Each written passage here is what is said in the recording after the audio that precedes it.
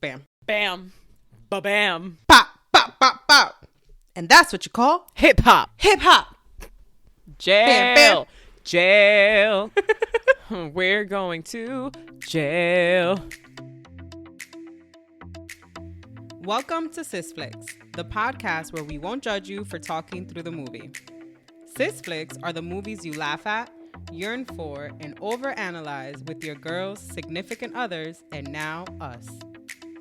We are your hosts, Paola and Nadhya, two sisters and designers who discuss chick flicks we hate to love, tropes we love to hate, and all of the aesthetic choices in between. Join us as we break down our favorite movies together. Hey, sister. Hey, sister. You know I'm always the first one to say, hey, sister. Why am I the one greeting you? I prefer it that way because it reminds people that you have the authority. You're the one in charge. The illusion of authority. If you're an older sister with a younger sister, you can relate. Sisters, we are back to continue our recap of Heartstopper Season 2. Now going through episodes 5 through 8. We might have to split this one again. Yeah, just so we can get it out to you ASAP, because I feel like we need it. We need to keep churning these out. We also need like the levity. We need the levity. As you all know, we're famously brief. So extending these to be longer has been a trial. No. I mean, we just love this show so much. There's so many good bits in it. Instead of making you wait, we're going to try and get these out bi-weekly for a recap of 4 eps. You're going to get a recap of 2 eps consecutively. That way, I don't know. I just feel like it can help us get through the times. Yeah. Also, we've gotten so many amazing messages from you guys on IG, through emails, on our Patreon. And it gives us so much comfort to know that our recaps and the movies that we recap also bring you comfort. Mm-hmm. It just means so much that we're supporting each other in these little ways, just by sharing our thoughts, just by sharing analysis, just by sharing love, right? That's what we love to talk about. Let's continue to share stories, continue to share community.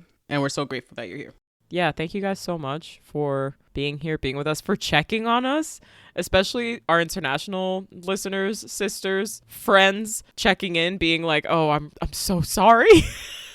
Y'all, can I tell you, you guys sent us more love than our own family sent us. Ooh, you sure did. Okay. And that's the thing I didn't need to know about my family. I didn't need to know they were going to be like that. Oh. Yeah, thank you guys so much for checking in. We are still here. We're a little sad. If you want to hear more about how we're feeling, head over to the Patreon. Hop up on that hit clips that we're going to post soon-ish.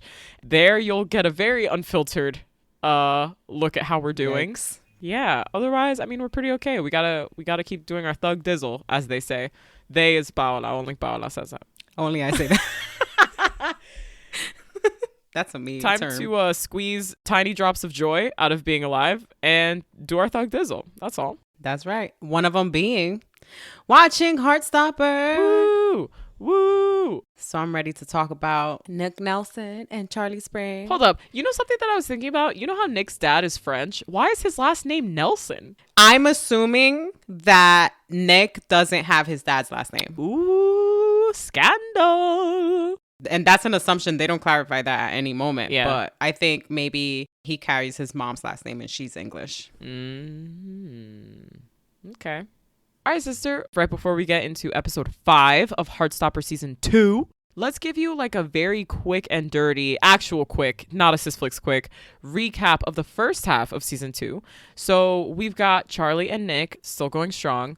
They are now in Paris on the end of term year 10, year 11 Paris trip.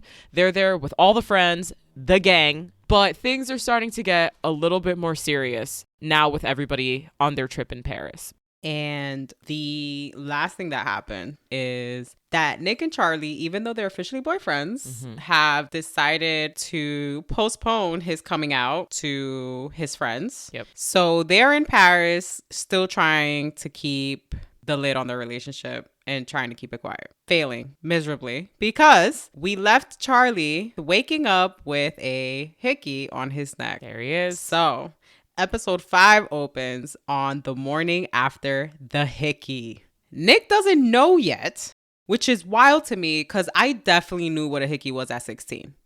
I don't know. It's kind of like preciously naive. It's preciously naive.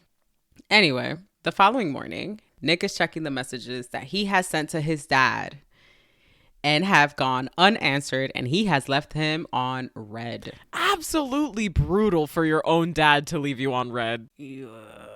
As he's checking these messages, he receives a message from Charlie to meet him in the bathroom ASAP. Now, when Nick sees what he left on Charlie's neck, he's like, I don't even know how I could do that. Do you think anybody will notice? Says Charlie. And Nick is like, yeah, I think everyone will notice. Ooh, brutal. We didn't need him to be that honest in that moment, I don't think. You know, and the one part that like broke my heart a little bit is when Charlie goes, but nobody will know it was you. Oh, we didn't like how that sounded. Nick didn't like how that sounded. It took him back. He was like, oh, damn it. Again, he's put Charlie in a position to lie, to protect him, while also at the same time exposing him to more speculation. So this is not fun. We already know this day is not going to be fun for Charlie. Tal's nosy ass just walks in to see what's going on. What are you guys doing in the bathroom? Tal, what do you think they're doing in the bathroom if you don't mind your business? And he's about to tell Nick off when he hears a knock at the door, opens the door to the room, realizes it's Elle, tries to cover himself in embarrassment because he's shirtless and in boxers. He turns to the boys and comically asks for help. We get our title card, Heat. Ooh. Like heat how? Heat like it's hot or heat like it's hot? So we get an outdoor shot of their hotel where they're having the breakfast. And this is an actual hotel in Paris that you can visit and stay in. It's named, Nadhya, help me with this pronunciation. It's named L'Hôtel de Sévigné. And it's on 6 Rue de Belloy in Paris, France. For the show, they renamed it Hotel Mignon. Oh, cute. And the inside was either set dressed or filmed somewhere else because it does not match the pictures that you see of the hotel online. So they just use the exterior of this hotel. Gotcha. Anyway, at breakfast, everybody starts making mention of Charlie's hickey. And while everyone passes by and just whispers, right? Everybody's just whispers going on. Harry's ass walks by and makes a fucking announcement to the whole room. Like loud as shit, Fucking Charlie, who fuck. gave you that hickey? Charlie obviously is mortified. He doesn't say anything. He just looks down. In the background, you see Ben looking straight at Charlie. Nick notices like once again that Charlie has not touched his breakfast. So this precious child proceeds to grab a croissant and wrap it in tissue so he can take to go in case Charlie gets hungry while they're on the go. You know, that's like some real love right there. Nick was raised by a woman. You know what I'm saying? Charlie tells him he's the best because he is. He is. So as they get ready to continue to tour through Paris, it is another awkward ass bus ride as everyone's already speculating who gave Charlie the hickey. Mm-hmm.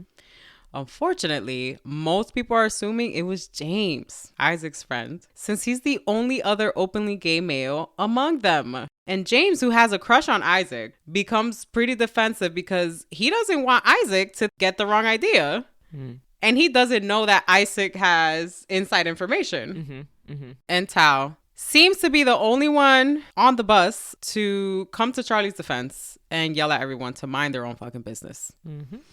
They finally all arrive to the Eiffel Tower, or the lawns near the Eiffel Tower, to have a French lesson because Mr. Ajay and Mr. Farouk decided they need to do some homework while they're out in Paris. Boo.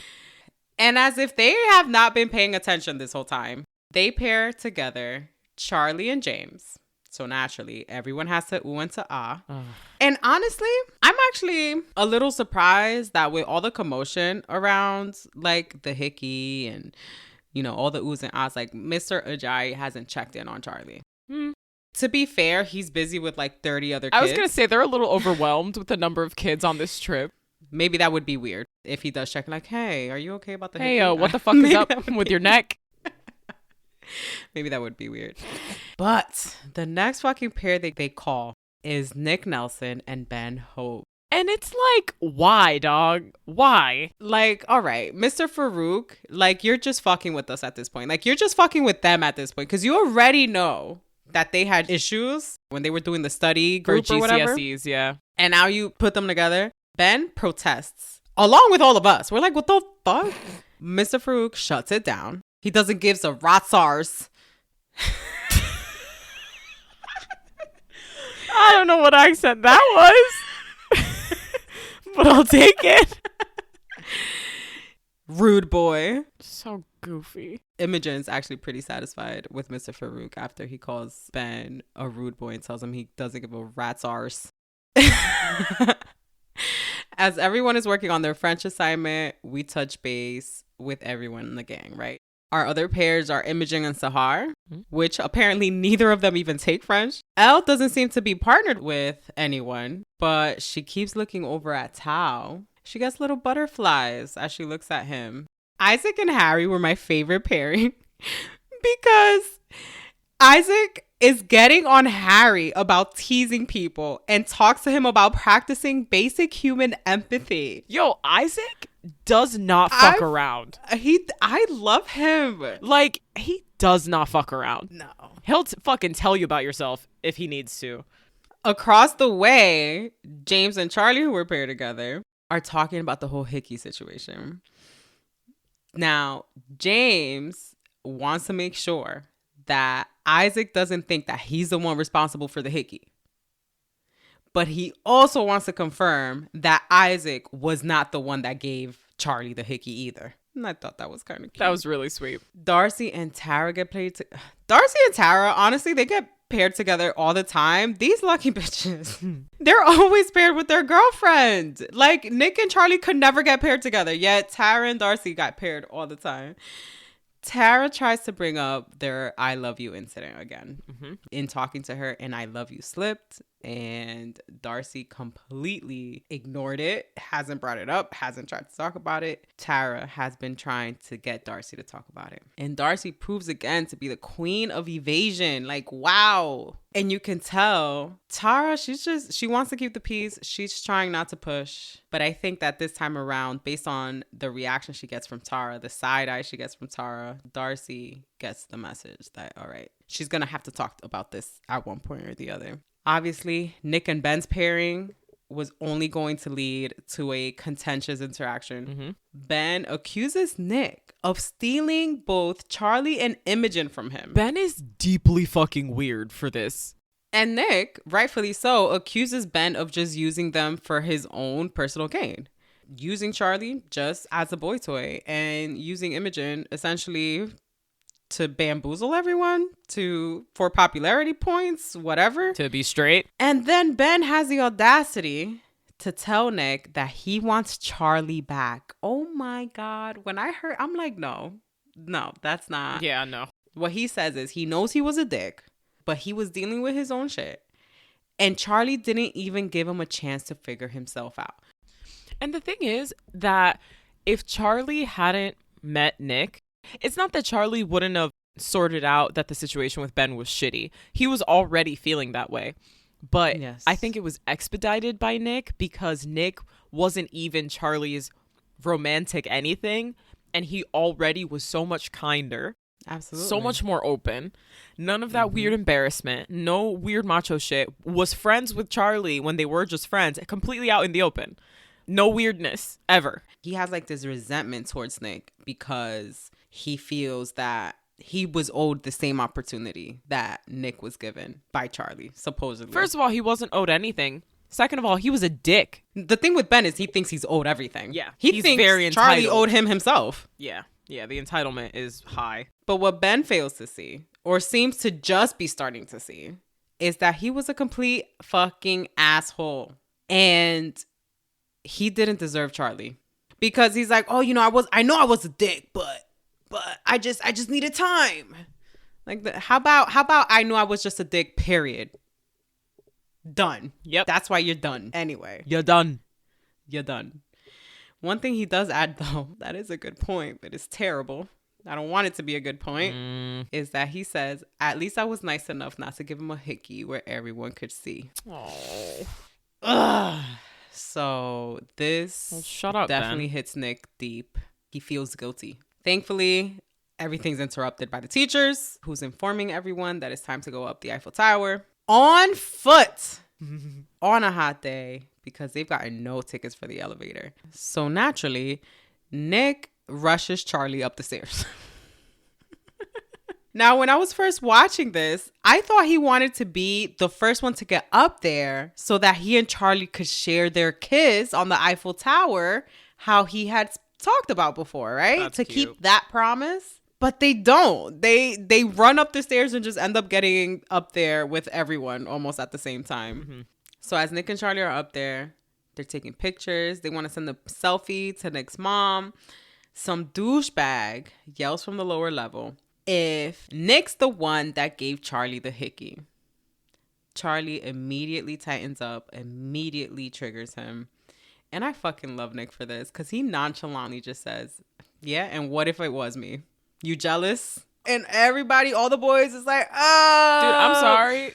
You got this. I'm sorry, dude. The best way to fucking get a straight kid is just be a little bit gayer. You know what I mean? Like, they're so, especially at that age, they're so afraid of being queer. And I know it's a little bit different now than when we were growing up. But when we were growing up, boys were so afraid to be perceived as queer, where all another boy had to do to seem more secure in his masculinity was to be like, no, quick, let's make out. Like, you know what I mean? Like, it's so strange. Like, I don't know if I'll ever really understand men, but like, they're there. I'm married to one, so. And at this, Charlie gets little heart eyes and actual heart bubbles start popping around him.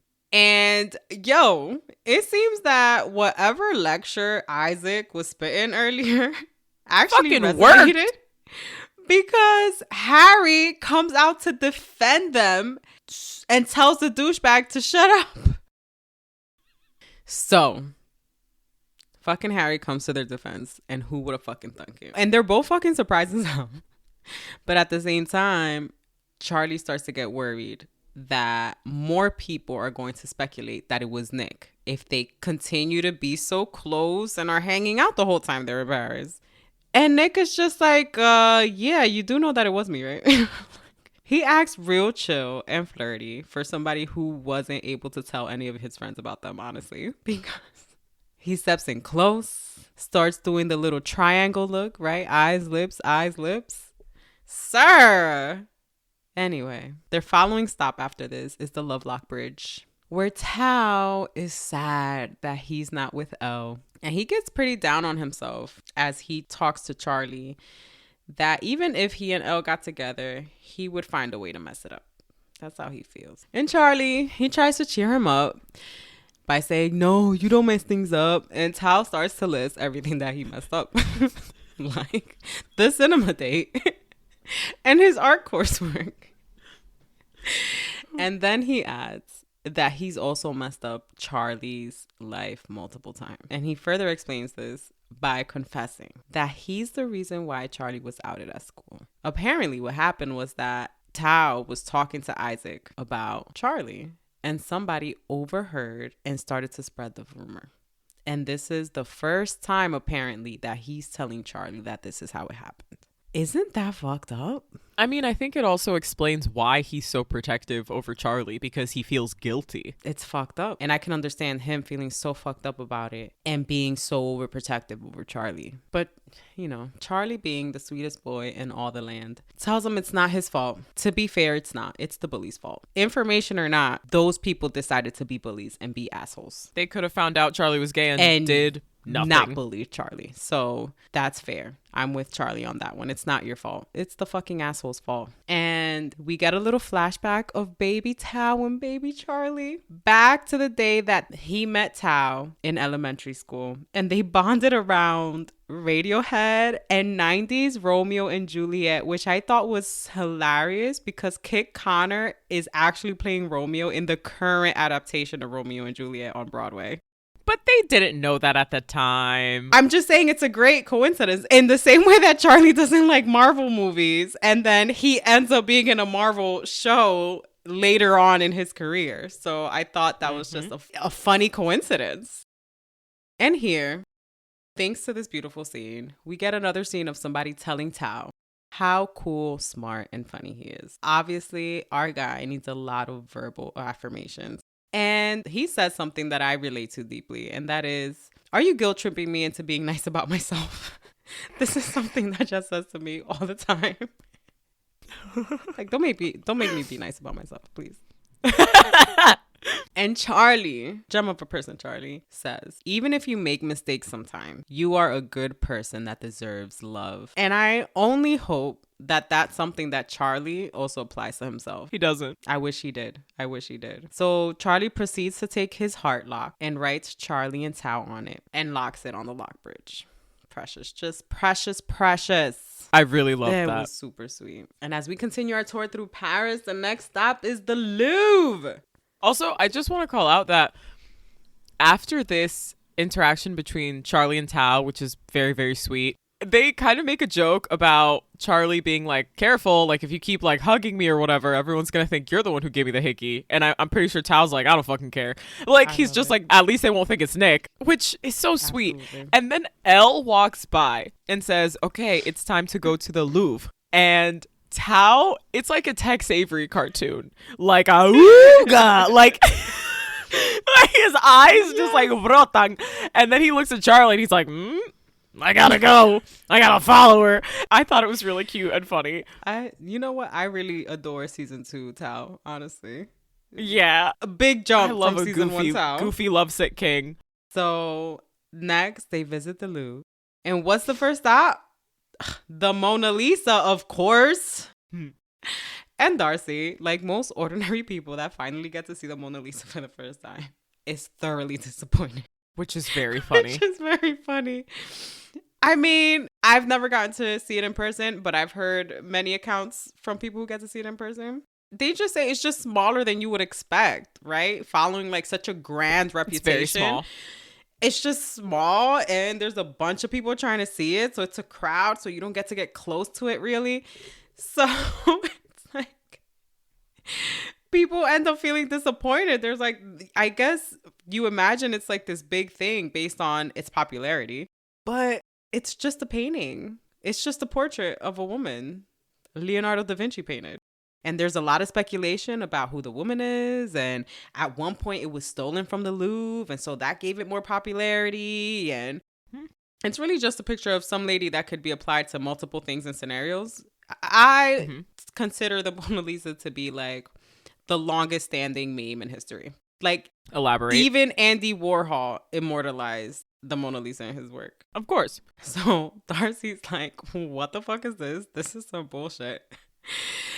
And Elle's like, it's art. And I agree with Elle. It is art.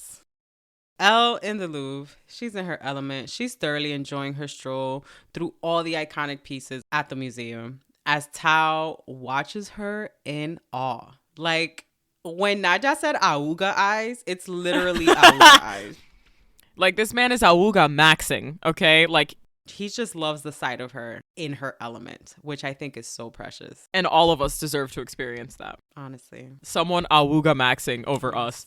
At one point, Nick stops to look at a painting in the ceiling that she's contemplating. I don't know what this painting is, so forgive me if anyone knows. I don't know either. I'm not sure. As they're looking up at this painting, Nick confesses that he doesn't really understand any of the art, really. To which Elle answers, you don't always need to understand it to enjoy it. And Nick just drops another massive...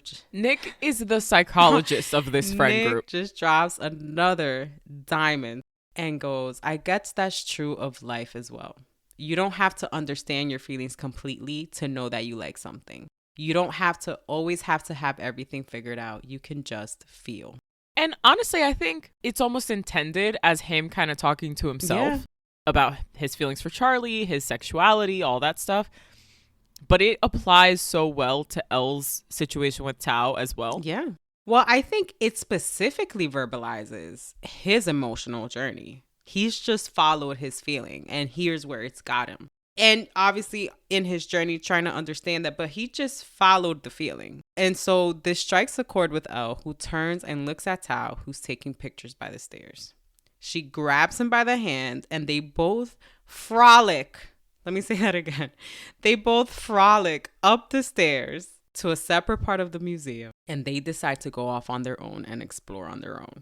That line from Nick, watching that, I'm like, oh, wow, gem. Again, Elle is fully in her element. She is loving it. She's feeling inspired. They find a place to sit. She shares that she thought that this trip was going to be awful. And she doesn't go into why, but we could assume it's one, her and Tao begin the trip at odds. But most impactful, two, she was mentally preparing on being on a 72-hour trip along with the truant boys who bullied her when she was attending the boys' school. So that's what she was preparing for. Think about that. She was mentally preparing to have a terrible time alongside the people who bullied her while she came out as trans in school, who made her life a living hell while at children's school. And she's such a poised and mature character that it is so easy to forget everything that she's been through and braves every single day. Because, you know, in the beginning of the season, they're going on the trip. Obviously, we're focusing on Charlie and Nick for the most part. At no point did I think about this Paris trip in her perspective until she says that. I'm like, holy shit. She was preparing to have a terrible fucking time. And up until this point, we've only seen her have an amazing time with her girls and the rest of her friend group. And she says, it's actually been one of my favorite trips ever. So feeling inspired, she brings out her sketchbook and begins to sketch. And Tao just looks at her again, just googly eyes, admiring her in her element. Awooga! Very romantic for a 16-year-old, I'm telling you. And he also feels inspired and starts to mention how cinematic it all feels and how there should be more movies filmed at the Louvre. And the only one that he can remember was the Da Vinci Code. That was not a good Which movie. was not a good movie. Which tells me he's never seen Funny Face with Audrey Hepburn. Which I'm not sure if he's a musicals guy. Like, I don't think I've heard him mention any musicals. But in my headcanon, I see a future adult Tao directing a remake of Funny Face inspired by Elle herself. Movie idea. Write it. He should write it. You're like, he should. He should write it. Yes. I can see it. And she's Audrey Hepburn. And he's the photographer. Anyway, as he's saying this and complaining about the Da Vinci Code, Elle grabs him by the face and kisses him before running off embarrassed. Tao chases her, grabs her by the face, returns the kiss, and they shyly admit that they don't know how to do this. They've kissed for the first time. They've never had this experience. And then they slow down and slowly kiss again, as animated butterflies flutter from the center of the screen. And the screen pans out and her foot pops. Very Mia Thermopolis. And you know, we've been pointing out how the butterflies are specific to Tao and Elle. And I just love the symbolism behind that for them. Like, as we know, butterflies are the symbol for transformation and for beauty. They symbolize the transformation of their friendship and transforming and growing into their true selves. And I also love how they always seem to like fall harder for each other or appreciate each other when they're most comfortable in their element. Like Tao when he sees Elle painting or drawing, Elle when she sees Tao taking photos or talking about cinema and movies. Like, it's such a beautiful thing to love somebody as they're practicing the thing they're passionate about. As they're having a lovey-dovey time and finally making that big step, making that transition from just friends into now they're really following their feelings. Across the museum, Nick and Charlie are sitting on some steps as they're figuring out where they're going to go next. Unbeknownst to them, Harry and his crew are heading down the opposite set of stairs that are in front of them. And you're just waiting for him to start some shit. As he does. As he typically does. Yo, and he doesn't do anything. He keeps it moving. Like, I need to know what Isaac said. Because whatever Isaac said, like, flipped the switch. You know what? Maybe it was the combination of Tao beating him up That'll humble you. and then Isaac giving him like a little talking to. Yeah, that'll That learn you. combination did it for him. Anyway, we'll take it. Instead, what Charlie does see when he looks up is Ben walking past them. And he doesn't say anything, but just Ben being around is always slightly triggering for Charlie. And Nick sees this and tells him what Ben had the audacity to say earlier that day. And Charlie reassures him that Ben would never have the chance to get back with him, ever. I wonder if Nick was really worried about that. No fucking way. Maybe he felt a little insecure. I don't know. Anyway, they get up to go and continue to check out the museum. And Charlie's hearing and vision begin to become impaired. And we're like, what the fuck? He doesn't feel well, but he hasn't said anything. And I think even as a viewer, you're thinking like, oh shit, what's happening? Initially, when I first watched, I thought he was getting a panic attack or having really bad anxiety.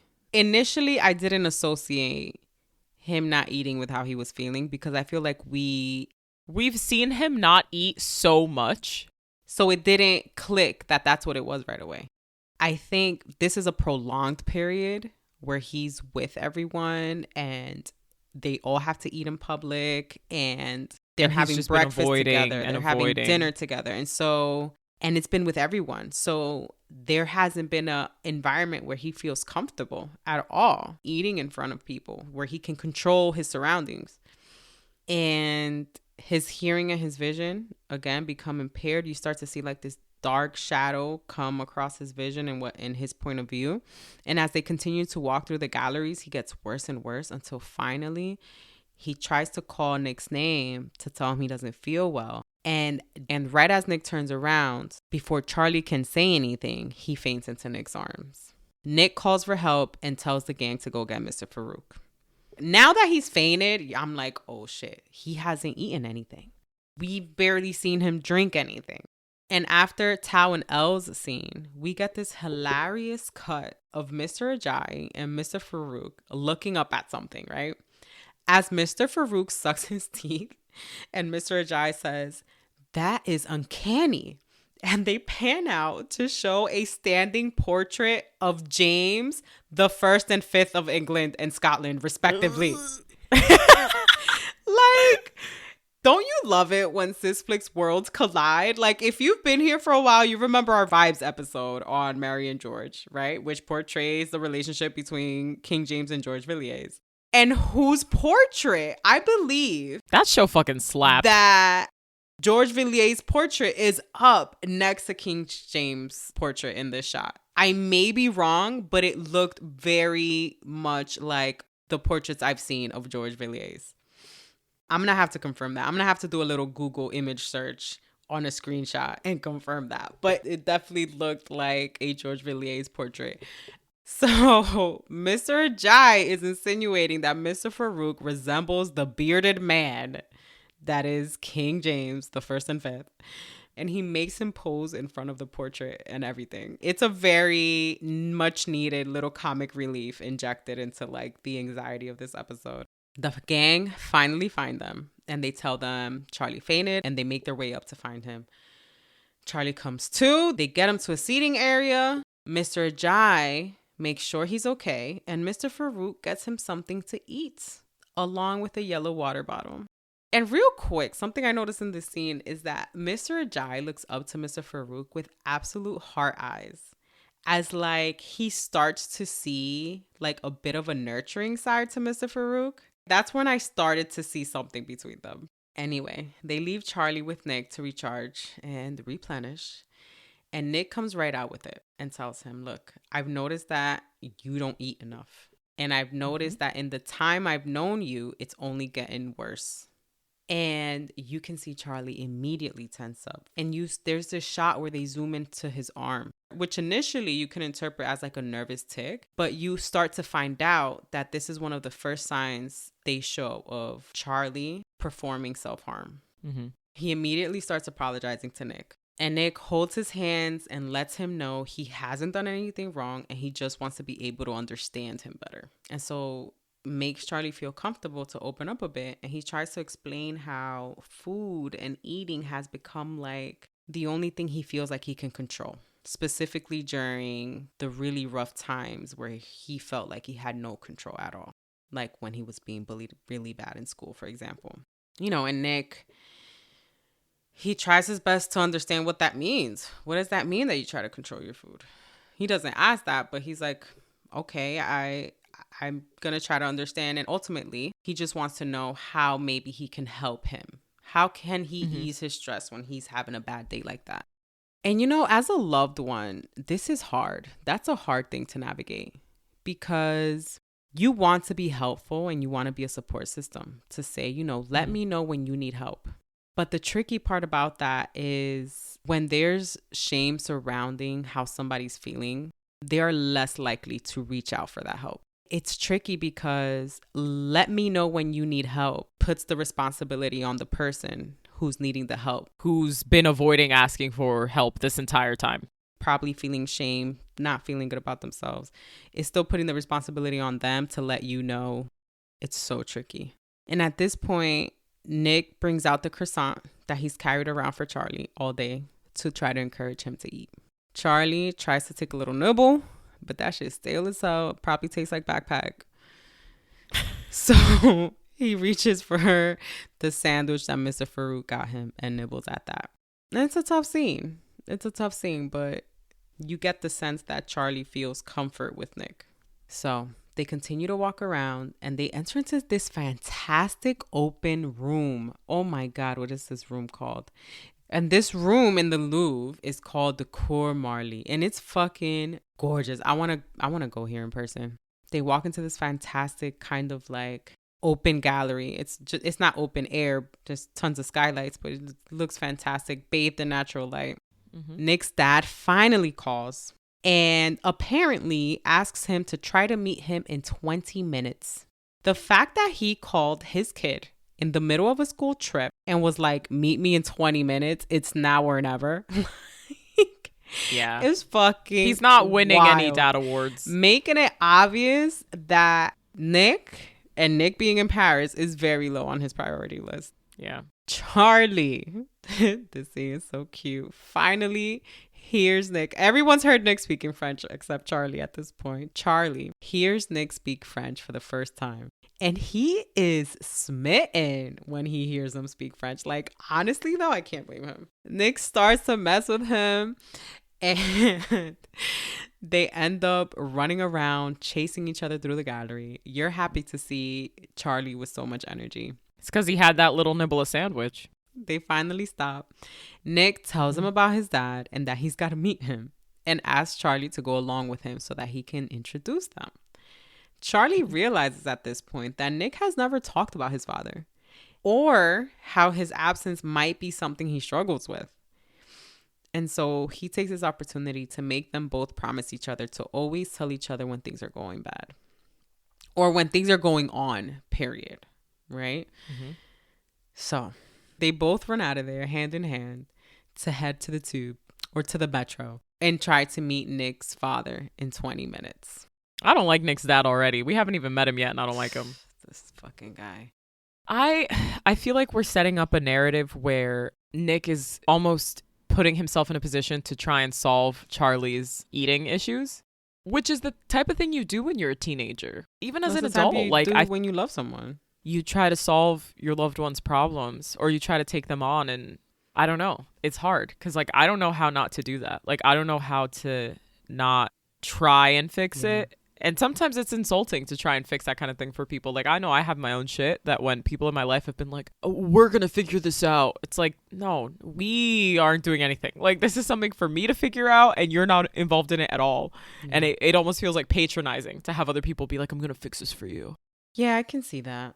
And it's also tough, kind of like we were saying before, where it kind of really relies on the person going through the thing. Yeah. Whether they want help, whether they get the help, because they're the ones that have to reach out for it. It's tough when you're the loved one on the outside looking in and you want to be able to help and you want to be able to, not to fix it, but help in any way. It becomes a tricky dynamic that's hard to navigate. I don't know the answer to, and varies from person to person and from situation to situation.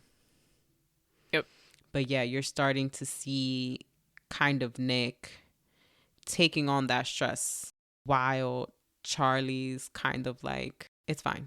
But they run out of there together hand in hand. Does that mean anything? Maybe that symbolizes that they're going to get through it together. I don't know. And in the not knowing, we move forward to episode 6, which is titled Truth/Dare. We open the episode with Charlie and Nick, a direct continuation from episode 5. They are getting off of the metro and they're running around a spot in Paris to find the cafe where they're going to meet Nick's dad. They are kind of descending onto like a riverfront cafe that looks really, really stunning. And as they come down into the cafe to meet up with Nick's dad, they're holding hands this whole time. They drop each other's hands. Yeah. Time to pretend. The meeting is kind of short and awkward. Like, you can tell from the rapport between Nick and his dad, or the lack of rapport, that they really aren't in touch very frequently. It's very, dad learned one thing about you when you were 9 and never forgot it. Honestly. And it's like they greet with a handshake. Like, you haven't seen him since when? Also, I just want to cut in, they're French and they greet with a handshake. That's double bad. Exactly. Like, no double kiss? I don't know. Whatever. I thought that was surprising as well. I mean, Latin Americans, we love a hug and a kiss as a greeting. So that was super weird to me. Very detached. Yeah. That's kind of the sense you get from Nick's dad, where he's like, oh, you still play rugby? Haha, hell yeah, nice. Anyway, business call. Where even Charlie's kind of taken aback, like, what the fuck? I think especially because Nick's mom is so attentive. His relationship with her and his relationship with his dad, like, could not be more different. And I think that Charlie is more taken aback by that. So Nick would love to have had the time to sit down, introduce Charlie as his boyfriend, come out to his dad. Doesn't really get the opportunity. The meeting is so short. It's 5 minutes of rugby, school, your mom, good. And then his dad picks up a business call and then is promptly like, anyway, got a blast. Like, it was so good to see you. Bye. And he's like, I'll be in England next week. Let's get dinner. And somewhere in the middle of the conversation where he talks about rugby, he's like, oh, yeah. For the girls. All the girls you'll get playing rugby. And then Nick's like, I'd love to talk about this further.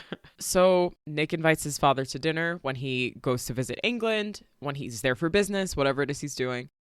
The way they've just ordered coffees that haven't arrived yet, that is how short this entire meeting is. Nick admits to Charlie that he feels like a stranger to his dad. Like, he feels like his dad does not know him. Since his father moved back to France, he really hasn't been great about staying in touch.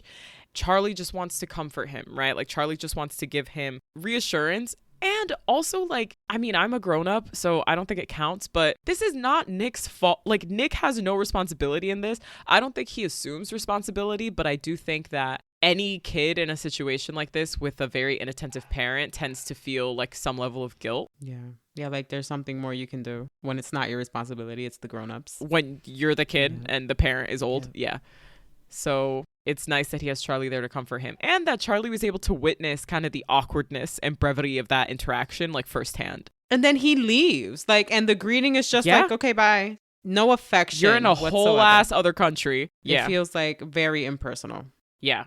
They leave this riverside cafe and they head back to their hotel to meet with the gang, the other students and their friends. When they are back in their rooms, we get this really precious, like, kind of cutting back and forth. It kind of, like, not 100%, but it kind of reminded me of Grease, where Tao is in a room with the boys and he's like, we kissed. And then Elle is in a room with the girls.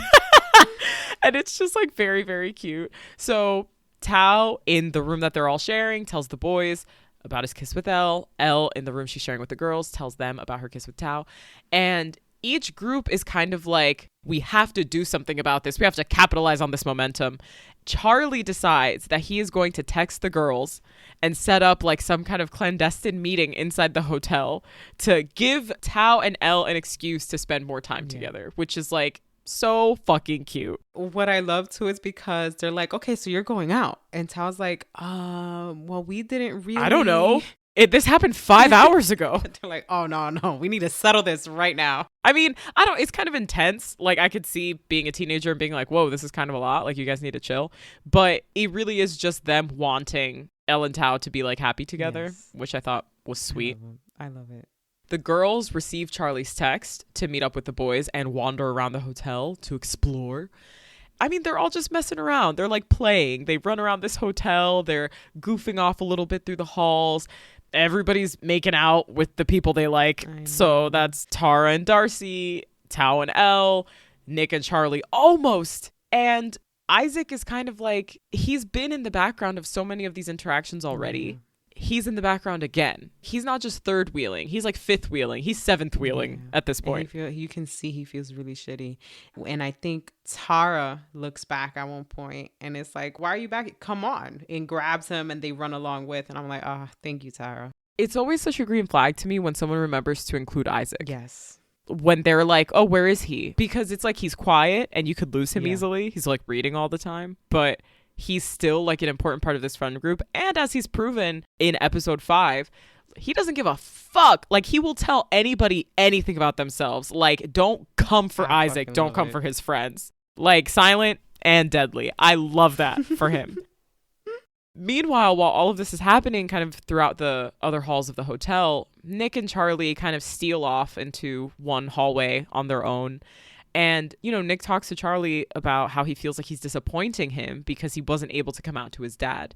Charlie really tries to like play it off like, oh, it's fine. Everything's fine. This is like so cool and normal. And Nick has to stop him like multiple times. And Charlie is so reluctant, I think, because he knows that if he's quote unquote serious, like if he's more earnest, it'll betray his feelings too much. It'll show just how disappointed he is that Nick hasn't really been able to make good on his quote unquote promise of like coming out. And he doesn't want to put that onto Nick. Which is fair, right? Because he does want to give Nick the time and space that he needs. But I think what you're starting to see is like, this is stressing him out. This is weighing on him more than he's letting on. And that's another thing that is causing Nick kind of a high level of guilt. And this is so dangerous. And I mean, I'm glad that the show is touching on this, but at the same time, I watched it and I hated this aspect of it, which is like, you see Nick almost beginning to blame himself for Charlie's disordered eating, for Charlie's kind of ill-gotten coping mechanisms. Like, Nick is starting to put that blame on himself, when in reality, like, those things existed long before Nick did. This is just another situation that's bringing it out. He doesn't cause that to happen to Charlie. Right. And I don't know, kind of developing that mindset so early, like as a teenager, can be super dangerous and toxic, like later on. And I think it's important that the show portrays that, because as a teenager, it's easy to do that, to take something that somebody is dealing with and say, oh, I'm making this worse. I'm making this bad. It's this is my fault. And we've seen it happen to Charlie. But we've seen it happen to Charlie in that he's like apologizing for things that are out of his control. Where for Nick, he feels like he's directly impacting Charlie. This is about their relationship. So how do you not make it about you? How do you not feel like you're at fault when part of your actions are causing somebody else stress? Yeah, that's tough. I don't know. I haven't cracked the code to that. So. Right? I don't know how a teenager's supposed to. Middle-aged women. Middle-aged? Jesus! As women in our 30s. Yeah, no, we're still trying to... There, thank you, you fuck. Middle-aged women. After Charlie and Nick have this little discussion, they're kind of about to make out when they get caught in the hall by Mr. Farouk and Mr. Ajayi and are ordered to go back to their room. Mr. Farouk and Mr. Ajayi are kind of like treading strangely around each other, right? Like it feels like they're kind of like sussing each other out in a way. We already know what's good with Mr. Ajayi, right? He wears the rainbow pin on his lanyard. He's a safe space for Charlie while he was getting bullied. He's like a gay Yoda, right? Like we know that Mr. Ajayi has his identity more openly laid out. Yeah. It's just a lot more frank. That's something that we appreciate about him. We love him. He's great. Teachers that you go to their classroom because you're having a shitty day, like that's a great fucking teacher. Like you want to keep them around. Mr. Farouk, we know way less about him. Just that he seems tough and he's grumpy all the time. They go to the vending machines. They dismiss the boys, send them back to their rooms. Mr. Jai is kind of like, you know, we could have just let them go. Like, right? Like, we could have just let them be if we didn't even have to do anything about it. Mr. Farouk is like, why? Mr. Ajayi's like, I mean, I remember when I was their age, I was probably sneaking around doing the same thing they were with boys. Mm-hmm. And the way he adds in with boys is like so funny. And then eye like, emojis, Mr. Farouk. Yes. Fully eye emojis Mr. Farouk like, boys. And like looks over at him. And Mr. Farouk like kind of takes a second to respond. He's getting his change together in his hand to use the vending machine. And he's like, yeah, I mean, when you don't realize you're gay until your mid-20s, you don't really get to participate in like these youthful moments. So now we've learned massive chunk of information about Mr. Farouk. That he is also gay. That's something that's way more recent to him because both Mr. Ajayi and Mr. Farouk don't look to be much older than their early 30s, I would say. This is something that's like relatively recent. And it also could kind of explain like his demeanor and his like toughness, right? Because maybe this was like a defense mechanism he developed as a teen. How do you get people off the scent? Maybe it's by being super tough or super hard or whatever. So again, Mr. Ajayi is eye emojiing this, but now there's more pieces of this puzzle to put together. As they're having this conversation, again, near the vending machine, Mr. Farouk asks Mr. Ajayi, are you flirting with me? And Mr. Ajayi says, maybe. And Mr. Farouk is like stressed. Like he is so caught off guard. He just like has no idea what to do with this information. And Mr. Ajayi breaks the ice and he's like, let's fucking go back to our room. Watching this scene for the first time, I was like, oh, because there are some parts where you can kind of sense something on Mr. Ajayi's side. But then when you see this feedback from Mr. Farouk, you're like, oh, shit, is this about to pop off? Like, okay. Is this about to pop off? Okay, come on, Mr. Farouk, Mr. Ajayi, and you're staying in the same room? Ooh, this is interesting. Like, it was like a screech moment when I saw this for the first time. From this, we cut to the next day where the students are all together in this like super snug like hotel canteen type area having breakfast. They are celebrating Tara's birthday during breakfast the following morning, which is like super cute. Like imagine having a birthday during a field trip like this. Like there's no more main character feeling as a teenager than it being your birthday and you're like surrounded by your friends and your classmates. Darcy gifts Tara a small parcel, which she opens right there at the breakfast table. She unveils a bright pink t-shirt with Darcy's face all over it. I love it. Which is so funny. This is such a funny gift. And Darcy hands her present and almost in like a little kid way, like a guilty little kid way, apologizes for being a bad girlfriend lately. Tara's kind of like, okay. Her intention is obviously not to just make Darcy feel bad forever. Yeah, but she doesn't address anything. She just says, I'm sorry for being a bad girlfriend. Right. After this, we get like a very precious montage of the kids all like exploring the city together. They go to this like tiny bookstore. Shakespeare and Company is the bookstore. Shakespeare and Company. Oh, that's the bookstore they go to? Oh, okay. Yeah. And on the shelves, you can see other books by Alice Oseman, which I think is kind of cool. Oh, I love that. Yes. One that's kind of clear is Radio Silence and This Winter, right next to each other. A really funny bit during this montage is that we just see Isaac walking across the screen with an ever-growing stack of books in his arms. Like, at first he starts with, like, 4, and then it becomes, like, 7, and then it becomes, like, 12. It's just so many fucking books. Where is he packing these books? He must need to buy a suitcase he had to buy for a the whole books. Suitcase for those Oh, books. my God. Oh, my God. Also, can he not get any of these books in London? Paola, what's the point? What are we doing? Okay. Also, the way Isaac is burning through books, you would think he built his house out of them. Yep. God. So we see the rest of the gang taking very sweet couple pictures around the city, just having like a very good time. Yeah, Charlie and Nick are walking around Le Marais, which is one of the LGBTQ districts of Paris. So that's really, really cool. I love that. I mean, I'm sure everybody knows, like most big cities and many like small and mid-sized cities like have, I don't want to say designated queer areas, but definitely queer friendly neighborhoods. And New York has a huge one. It's called most of New York.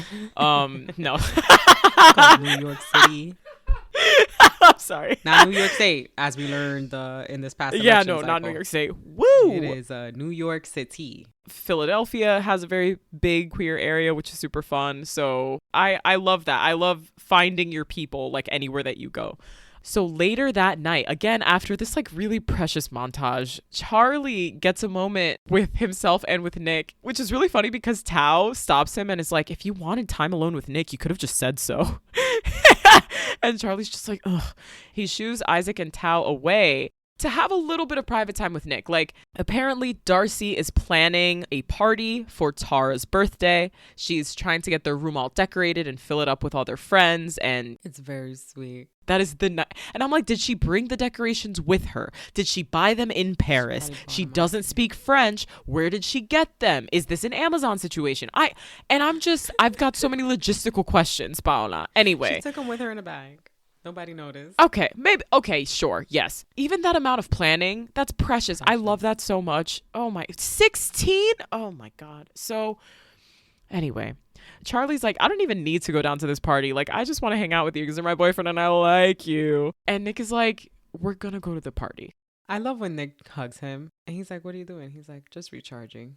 It's like, oh, you're so precious. Oh, that's so fucking cute. Take a shot every time me or Nadhya say, that's so sweet. That's so cute. You wouldn't make it. No, sorry. Do you know, can I just say something? Do you know how many of those I eliminate? Are you serious? From episodes? Yes. I cut them out. So imagine the number of them that I leave in are only what? Is enough to get you drunk. Imagine all the ones that I take out. Wow. No, we'd be dead. After Nick has a moment to recharge by hugging Charlie, they do end up going down to the party. We see them get let into the room. The girls' room is like pink. All these brightly colored streamers all around. There are like balloons and it's just such a festive environment. A bunch of friends just draped over both of the beds, sitting on the floor. Everybody's like excitedly speaking in hushed tones. It's very, very sweet. Shortly after Nick and Charlie arrive, Tara arrives, the woman of the hour, and is fully surprised to come into her room. Everybody jumps up. We see Darcy has managed to like steal, procure, find, pack one singular bottle of liquor for like 77 youths. Yes. Yes. And they proceed to all take shots. But for whatever reason, again, I will reiterate, one liquor bottle, 77 youths. Darcy proceeds to get like comically fucked up. She does. Comically, not so comically. Baby's first alcohol poisoning is... It's their first... Yeah. It's, you know, I can see this being like the first time they're really drinking and they're having... Yeah. You know what I mean? Like these are 16-year-olds like, oh my God, we're going to have a shot. They have no idea what it tastes like, what they're supposed to do with it, how much they're supposed to put in a drink for it to actually be good. I'll tell you that just for free, dog. It tastes real bad. You're just doing what you see in movies at this point. No, that's real. That's so real. As the party goes on, because now there's music, there's people hanging out, there's like action, and Darcy keeps drinking, and that's now Tara's worried, even though it's her birthday party, because Darcy's gonna start acting a fool. As the party goes on, we see that Isaac is like, I need to get the fuck out of here. Very overstimulated, also kind of tired of everybody in relationships. Everybody's around making him. out around him. And he's just looking around, kind of like, what the fuck do I do with this? Apparently, everybody's idea of a good time is making out with each other. And yeah, I'm not doing that. So I guess I better bounce. I'm good. One thing I do love is that Isaac, he stays ready. He keeps his thing on him. And his thing is a book. Oh, no. So he's like, fuck being in this room around all these slobbering fucking teenagers. I'm going to go elsewhere and read my book. He sits out in the hall, and soon he is joined by James, the boy that we know has a crush on Isaac, and we've already seen him kind of like flirting with Isaac on several different occasions throughout the first few episodes of season 2. They chat for a second. James makes it clear that he has a crush on Isaac, and he leans in and they kiss very briefly. Mm-hmm. Isaac pulls away. Like, you can tell even he's confused. He feels awkward. He feels weird. He's like, yeah, I'm sorry. Like, I can't. And leaves James kind of in the middle of the hallway. Poor James. And it was James' first kiss. He even tells him like, oh, Yeah. I'm sorry, was that bad? Like, I had never done that before. Oh. And neither has Isaac. So like neither of them really know what to expect from it. But I guess whatever Isaac was anticipating, expecting, did not materialize. Then he's just kind of taken aback by his like lack of reaction, I think. Again, poor James. Like, I really hope he's able to have good experiences after that. Isaac returns to the party. He watches the rest of his friends have a really good time, which is a bummer in a different way. And Darcy keeps kind of like pouring out drinks and pouring out shots. Again, one singular liquor bottle. I'm sorry. I'm Maybe like it was not more over than one. that. They just looked the same. And you just didn't see it. The way she held up that bottle, it was like she had just won like the marathon. Charlie tries it in like a mixed drink atrocity and decides he doesn't like it, doesn't taste good. And thank God, that's not a thing we need to be worrying about Charlie doing. The party seems like it's pretty fucking awesome. We see Harry and one of his friends knocking on the door trying to get into the party.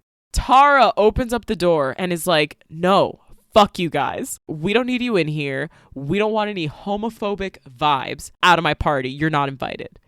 Because their party's cool now, and Harry feels left out. Behind Tara, who's kind of blocking the entrance to the room, Charlie and Nick are obviously there. Harry calls out to Charlie and Nick and apologizes, kind of begrudgingly, for bullying them in the past. And says, I'm sorry that I made homophobic comments, but I changed. I'm not going to say any of that stuff anymore. Like, we're cool, right? And Charlie goes, no. And slams the door in his fucking face. The way I hooted and hollered when Charlie closed that door in his face. I was so proud of him because, yeah, he did a little bullshit apology. And yeah, he kind of like has been better the past couple of days.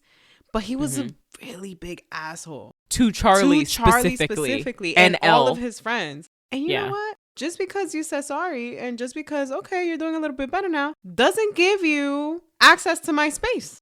I love that shit. Bye. You're sorry. I'm very glad you're sorry. Bye. We see as the party progresses that the kids have decided to play truth or dare. That's danger. It goes smoothly and it's kind of, it's kind of unserious. It's a hoot and a holler. I mean, it is very silly and cute. Like, at first, they're like, oh, truth or dare, and Isaac picks truth, and they're like, oh, who's your celebrity crush, right? And, like, he doesn't have a celebrity crush, because apparently he's not attracted to anyone. He can't say, and everybody's like, what the hell, ha, ha, ha, and they're cut to the next scene, and they have dared Tao to kiss Charlie. He makes it a gag, and he's, like, crawling to Charlie on his knees, and then crosses over to him and kisses him on the lips, and then everybody's cheering and hollering. It was very cute and very funny. Something that I've always thought was kind of funny is like throughout season 1 and what we've seen so far of season 2, there's never really an insinuation that Tao is queer because Charlie's queer, right? Like, you never really get that from bullies, and Tao just emits this kind of like energy of like, no, but I also don't fucking care. Right. Like, fuck you anyway. Like, no, I'm not queer, but if you think I am, it doesn't fucking matter. I feel like that kind of attitude just like diffuses the power sometimes that bullies think that they have, because now it's like, well, if I call you gay, is it even going to hurt your feelings? And for Tao, it's like, no. And what? Who gives a shit? Why would that be an insult to me? Because Charlie specifically has made that joke to Tao like a handful of times of like, oh, if you keep at this, if you keep up with this, like people are going to think you give me the hickey, or people are going to think that we're dating, or people are going to think whatever. And Tao's like, I don't give a shit. Hugs him just as much as he wants to, takes his arm sometimes, like sits with him all the time at lunch, gets close to him, hangs out with him after school, and then in this instance in front of a bunch of people is like, ooh, I'm gonna kiss you on the mouth. and it's so goofy. Then Charlie gets dared to kiss James, who is the only other openly gay student that they know, who's now kind of tangential to the friend group. James is recovering from his weird situation with Isaac that he's probably feeling super fucking all over the place about. They both kind of like beg off. Like, okay, no. James isn't the one who gave him the hickey. Neither of them want to play anymore. And the person who's doing the dare is like, all right, well, then don't kiss James. Charlie, I dare you to kiss Ben, of all fucking people. Yeah, because he can't catch a goddamn break. And everybody's like, this game is starting to get like weird and fucked up. Well, like, because stop. also that whole situation with Ben and Imogen, like that was pretty out in the open, and Imogen pretty loudly was like, why the fuck are you so obsessed You're obsessed with Charlie. And that some fucked up kids at this party now want to fucking start testing the waters here. Like, oh, let's see what this is about. I dare you to kiss Ben. And Ben gets up and storms out. Ah, this is lame. This is fucking... Yeah, this is stupid. This is a stupid fucking game, and I'm going to bed. And it's like, okay. Of course, because again, Charlie cannot catch a break. First it's Tao, then it's James, then it's Ben. After Ben, Charlie goes, can I just get a truth? The same person who did all these dares is like, okay, tell us who gave you the hickey. So fucked up. And everybody immediately, like, Elle speaks up. Imogen speaks up. Everybody's like, can we just fucking not? Like, can you guys let it go? What the fuck? Of course, Charlie freezes up because he's like, I don't know what to say about this. I don't want to lie. Elle says, like, this is way too personal. Right. You might out someone by asking him to tell us, like, who it was that gave him this hickey. Charlie's still not saying anything. You know, someone shitty is like, well, what's the point of playing truth or dare if you're not going to tell the truth? That's so stupid. Also, you're all 16. Your mother Shut gave up. Me the hickey. Yeah. Oh my God. Oh, never fails. Evergreen joke that. And finally, I think it just gets to be too frustrating. And Nick, it just like bursts out of him. He's like, I know who it was. And Charlie looks at him like, what the fuck do you mean you know who it was? He looks at him almost with a smile. Like, oh, is finally? And Nick takes Charlie's hand in front of everyone in this truth or dare circle and says, it was me. We're dating. No, finally. Finally. I feel like in this part, I let out like a breath. Yeah. I was like, fuck, finally. Yes. And everybody's genuinely happy for them. In the party, at least. Everyone in the party, and even the shitty kids that were like, Charlie, kiss Ben, Charlie, kiss James. Even they are like, oh, do you want us to keep it a secret? Like, do you want people to know? Like, what's your comfort? It's like, I don't know, you were just going to try to get me to make out with some motherfucker. Now you give a fuck about my comfort. God. But I thought that was sweet. Like, everyone just automatically was like, oh, I would have never guessed. You heard some of those. And somebody else is like, I called it. Yeah, right. And somebody else is like, yeah, I could have said so. Like, yeah, very goofy. I think it says a lot that those very same kids who kind of were egging Charlie on, when they found out and Nick came out in front of them and they're holding hands, they're suddenly like, okay, well, we can keep this a secret if you want. Like, we don't have to share outside of this. Like, we'll now that it felt real. Maybe now that it felt real, now that you're talking about a real person. Or maybe this is fucked up to think too, but maybe because of Nick's popularity. I was literally just about to say that. Like, Nick is popular and cool. Nick is considered, yeah. And so that's fucked up. But fucking teenagers. Yeah, but that's kids. That's fucking teenagers for you. As everybody's kind of like, having a very sweet moment, truly. Like, just being really sweet. Darcy's like, I'm sorry to ruin the moment, but I think I'm going to be sick. And everyone's like, the commotion. Also, I'm just going to say, y'all, like, we've all been 16, right? Like, we've all been 16 and seen drunk people who are also 16. Dog, what you do is you take her to the bathroom. You don't call the fucking teacher. Why would you run?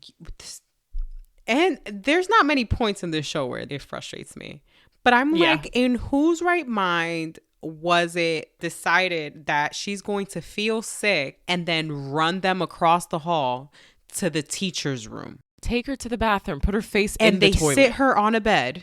The bathroom's right there. There's a bathroom in the room. Go be sick in the bathroom.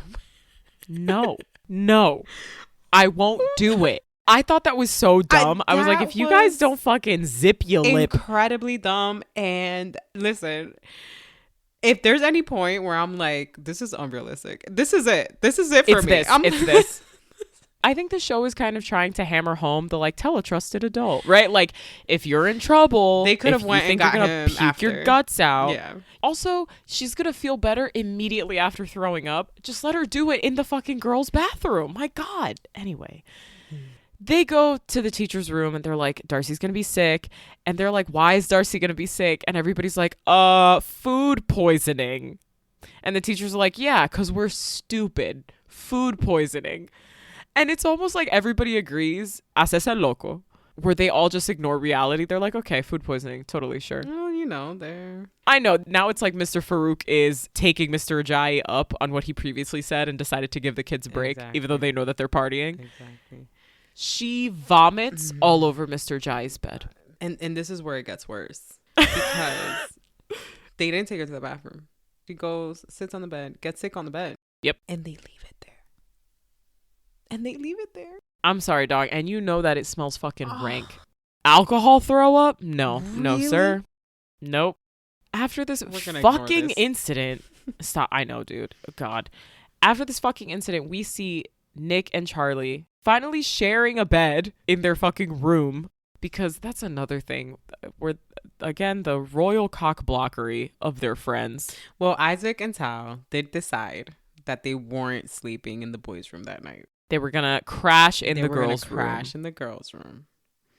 So that might have been a strategic decision made by Tao and Isaac together. Like, hey, you know what? Mm-hmm. It's the last night. Let's give them some time. I would like to think so. Yeah, I would also like to think that they could have done that the whole fucking time and didn't. I mean, maybe let them have a bed, yeah, but they still weren't going to have the whole room to themselves. Also, Nick does, like, rugby carry Charlie to their room. He does. Which is like, does he need to remind us that he's really strong? I don't need to be reminded of that. Charlie's kind of like, he's like pumped. I think he's still giddy from the fact that Nick has come out. To a room full of people. To a room full of their classmates, right? And Nick is like, I mean, how long is it going to take until the whole school finds out? And it's like, dog, not that long. He's like, they already know. They probably already know. So it's not that they specifically start talking about sex, I guess. It's more like they're like making out and they kind of like make out like a lot and in an intense way. It gets heated. There's heat to the point where Nick kind of stops Charlie during their makeout and is like, hey, I don't know if I'm like ready for whatever is coming next. And one thing that I didn't love about this scene is that it didn't seem like Charlie was like trying to fuck. It just seemed like they were making out and got a little bit too like into it. You start feeling some things, you know? Oh God. And it's kind of like, oh, my mind is telling me no. But no, we don't quote him anymore.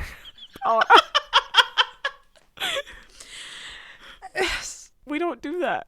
No, you're right. I know you're right. But he tries to go like return the hickey is what Charlie tries to do. Because they play fight. They play fight. They like tickle each other. They're like, they're boys. Yeah. They're just boys. Well, they're teenagers. This is, yeah. Charlie, starts returning the favor, quote unquote, is doing a hickey-like maneuver on his neck. A hickey maneuver. And Nick is kind of like, ooh, Mayday, I think we need to stop. Aww. We need to stop because I'm not ready to do what the rest of me is asking me to do.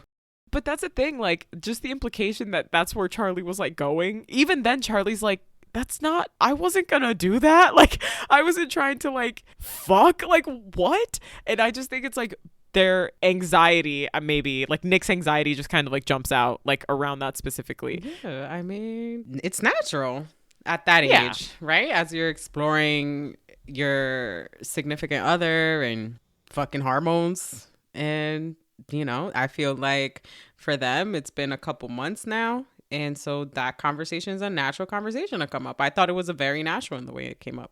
Like, you have the room to yourself and you're making out and it's getting hot and heavy. And then it's like, oh shit, you have to if you're not ready to carry on, you draw a boundary. It ends in a sweet way, right? Where they're both just kind of like, cool. Like, I also don't know if I'm ready for that, but we can still kiss. Right. Like, we can still kiss. And like, I only want to do that if you want to do it. Like, it's, very consent driven and consent oriented, which we all know that we love here at Sisflix Pod. After we leave them together, kind of like laying in bed, being sweet, we cut over to Tao and Elle, who are in the girls' room, laying on one of the beds, and just kind of like being silly, being goofy. Sahar and Imogen are sharing a bed, cuddling, knock the fuck out, almost cuddling in the bed across from them. And we see Isaac is alone on the balcony of the girls' room. Probably because he's just already so annoyed by Tao and by Elle. I don't think annoyed. I think he's having a moment of self-discovery. And he doesn't know what to make of Ooh. it. There are other moments where I feel like he was beginning to get annoyed, and I feel like maybe I'm like putting that on him in this scene, where you're right. In reality, he's just kind of like, do I want that? And if I don't, what do I want? If I don't know what I want, what does my future look like? And he just realized in a big way that he was expecting something, and I think he was let down by the expectations set by others onto him and set by society onto him. And he's like, what was that? And why do I feel like this? And why does it feel like there's something wrong? And I think that that's what he's contending with in this scene. He feels out of place, quite literally. And he feels out of things. And I think that the shot is almost symbolic in a way, because everyone's like coupled up in their beds and he's just outside on the balcony by himself. And from that shot of Isaac on the balcony, we cut to inside the girls' bathroom. In reality, where Darcy should have been this entire time. Where Honestly. where Darcy and Tara are having like a debrief pretty much about what's going on. Darcy is still a bit drunk, but by now she's been crying, because of the discomfort and frustration, getting sick in front of a teacher. Embarrassment's been a wild night. They're talking, they're sitting on the floor of the bathroom together, and Darcy's just like, I wanted so badly for your birthday to be perfect. Like, I just wanted to make it perfect for you. You deserve everything. You're the best. I wanted to be perfect. Not just this party, but me. Tara's like, nobody's perfect. Nobody's perfect, and I don't expect you to be. Like, the party was great. You didn't ruin it. I had a great time, and everything was good. Finally, Darcy's like, I love you. I know it sounds like I don't mean it because I'm drunk, but I need you to know that I love you. I mean, and that is some teenage ass shit. I think knowing what goes on with Darcy later on in the season, you feel bad. It's like you're realizing on the rewatch, like this is probably the first time she's saying this out loud to someone. Either ever or in a very long time, right? Yeah. Yeah, and that can be really scary. It's hard to express affection in a normal way with like anybody, but if you don't have a model for how to express that affection, either at home, somewhere close in your life, it's going to be even harder. And you're not going to have a script for how to do it. You're not going to visit a comfortable place in your mind where you can remember someone telling you that they love you and how you responded to that. And yeah, like Paola said, I think later on in the season, it becomes a little bit more obvious why this was maybe so difficult for Darcy. From this really lovely scene between Tara and Darcy on the floor of the bathroom, they kiss. Tara kisses Darcy's forehead. I really hope that by this point, Darcy has brushed her teeth. Oh, I just like at the very least, a bottle of water, just a tube of toothpaste to the mouth. And we cut from there back to the teacher's hotel room. Let's remember, one bed out of commish. That's the bed that Darcy was sick on. And as it gets later in the evening, we see Mr. Ajayi and Mr. Farouk now splitting a bottle of wine because they're like, fuck it, what a night it's been. Oh, what the fuck is if up? If they could drink, we could drink, bitch. They're deciding like, okay, we're not going to get the kids in trouble for obviously drinking on this trip when they're not supposed to. We're just going to fucking let them be. She got food poisoning. Mr. Jai is like, I'm going to go down to reception. I'm going to ask them to send up like some new sheets, obviously, because these are covered in vomit. Mr. Farouk is like, I mean, you could just share my bed, but they're grown-ups. So that has many more implications than it does when you're a teenager. As soon as he suggests it, he's immediately like, oop, nope, dumb idea, stupid, shouldn't have said that. And Mr. Ajayi like stands up and grabs him by the wrist and is like, I don't think it's a stupid idea. That's okay. Kind of like consent. This is a thing that we can do. I get it. You're clocking vibes. I've been clocking vibes. Cool. Like that's kind of what they're capturing in this very short exchange that they have. There's something like very sweet about Mr. Farouk's face in this scene. Yeah. It's very vulnerable where he puts on like this toughness all the time.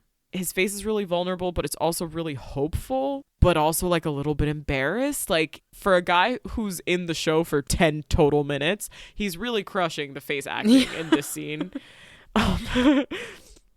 Yeah, so we see Mr. Jai and Mr. Farouk kiss. And then we get kind of a very tasteful camera zooms out from the window and we kind of see them moving towards one bed, the not puke bed. So we can safely assume Mr. Farouk and Mr. Jai are sleeping together. Got it in, baby. In Paris. Right. Oh my God. Get it? Oh. Well, how lucky we are that this is not a visual show. Anyway. Hey. The next cut that we get is kind of like a very sweet montage of Charlie and Nick laying in bed together, like cuddling a bunch. It's so intimate. Like truly sharing a bed with someone for the first time is incredibly intimate. They're 15 and 16. Like it's very easy to forget how young Take they a are. shot again. It's so sweet. It's sweet, but it really is so intimate. Like that's something that's so nerve-wracking, and I feel like they're handling it so well. They handle this a lot better than I would have when I was their age. I mean, that's not what I was doing when I was 15 or 16, but I would have been terrified. Sharing a bed with a boy? It's really hard to be terrified in Nick Nelson's arms. I think that Charlie feels completely safe. And I think that that's what you see portrayed in these last couple episodes. How their relationship is evolving to a place more than we're just boyfriends.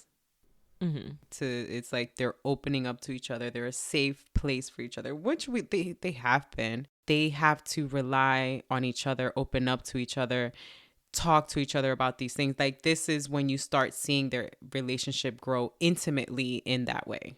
The following morning, we see that the entire gang, all of the students and both teachers are back on the bus. So we know that they are going back to England. They're done with this trip. RIP Paris trip.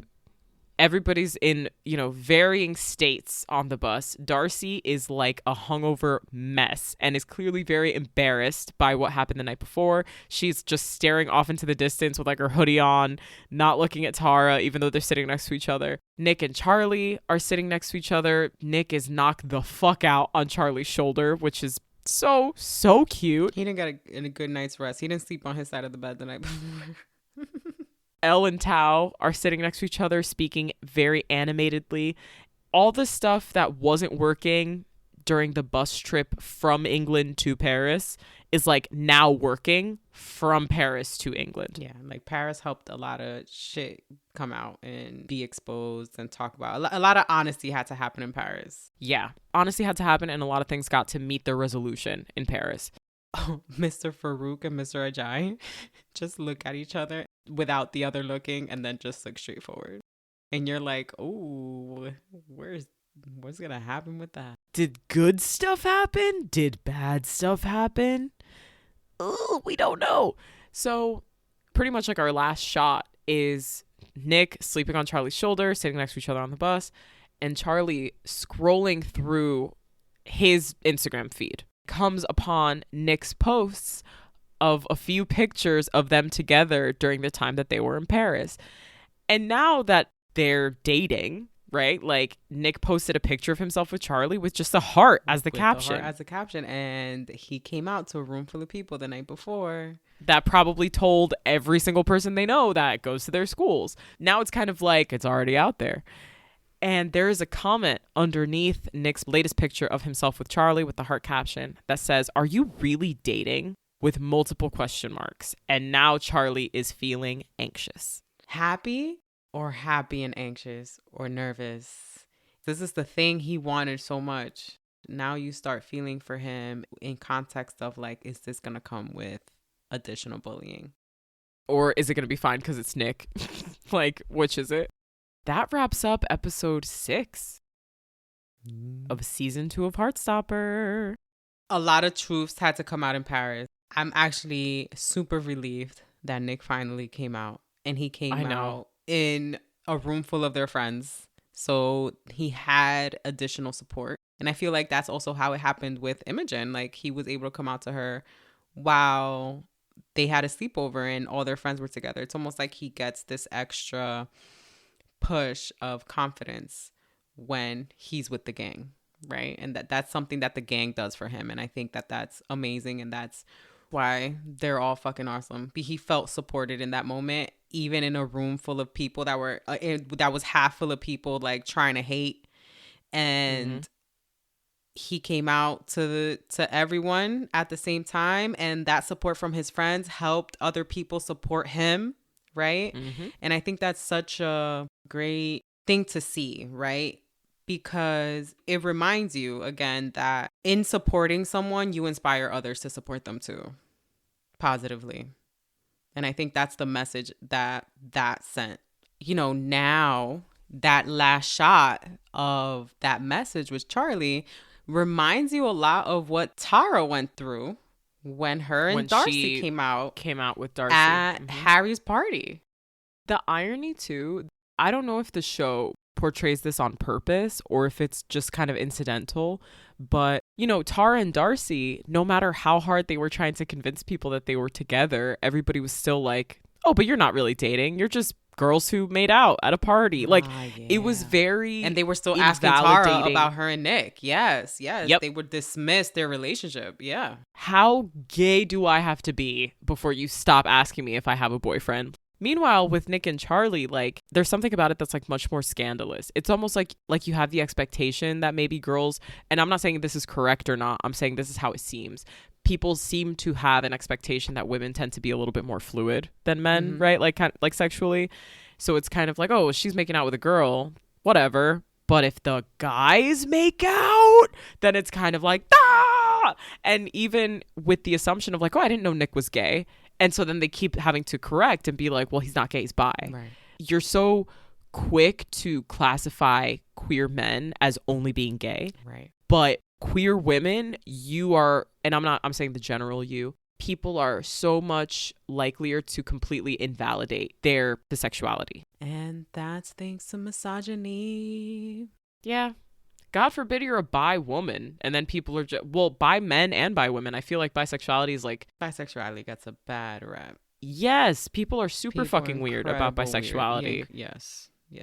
It's so stupid. I hate it. Again, I don't even know if it's intentional, but the show also captures that really well. That was a good point. Like, you're right. And also, people are so taken aback by their perceived notion of Nick's masculinity because he's a rugby lad. And like, he's a laddish sort of boy. I would have never thought.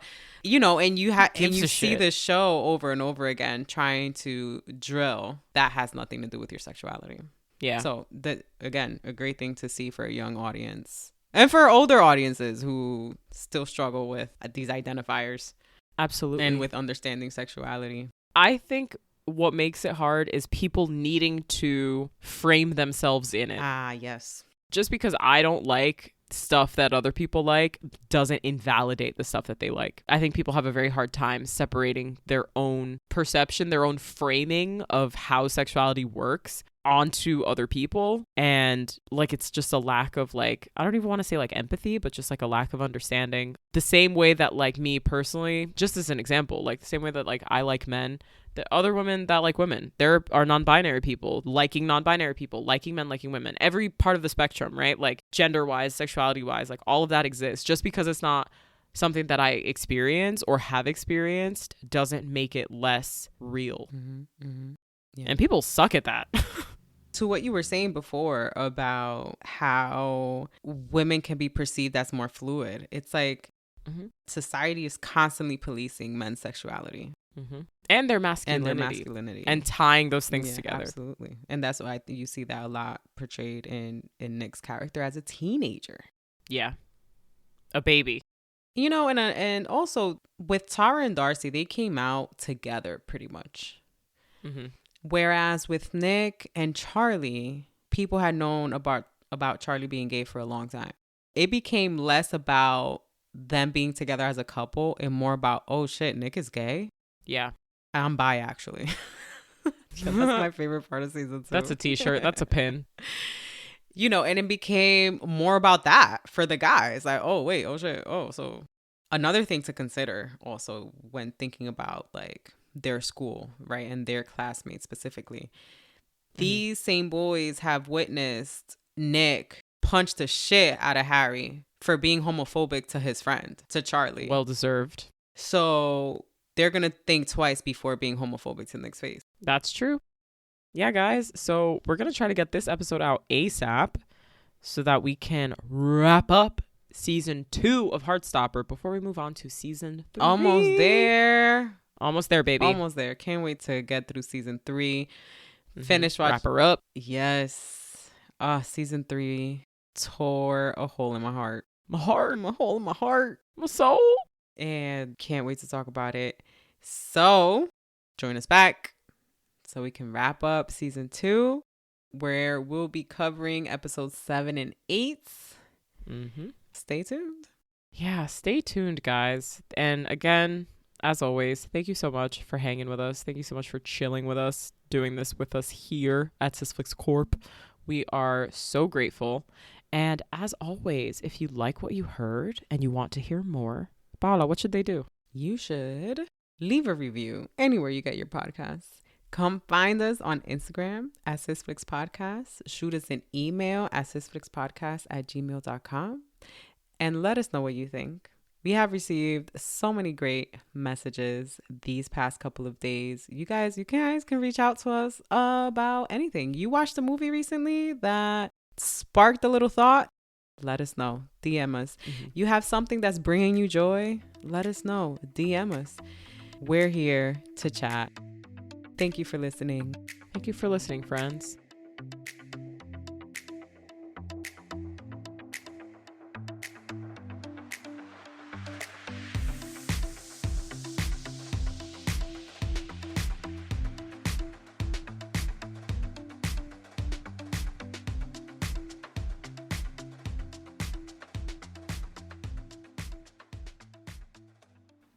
Sorry, I'm looking away for the wet mouth noises. Oh, I just do mine right into the mic. Slurp, slurp. Is that a gummy candy? Oh, for a second I thought you were laughing. I was going to be like, you should be. I'm very funny.